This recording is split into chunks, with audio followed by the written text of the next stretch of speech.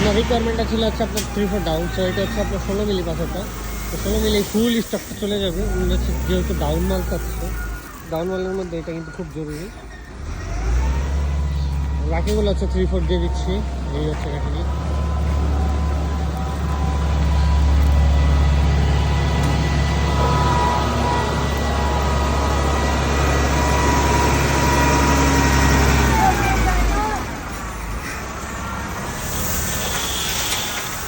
ইয়া দেন, একটু আগে পরে করে দেন ভাই, একটু আগে পরে করে দেন, ধাক্কা দিয়ে দেন, একটু ধাক্কা দিয়ে দেন।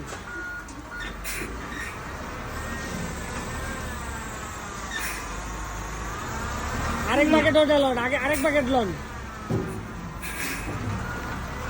তো 16 মিলিটা যাতে ভালো মতো রেশিওটা থাকে, এই জন্য আমরা 16 মিলি 3/4 দুটাই মাল দিচ্ছি এখানে।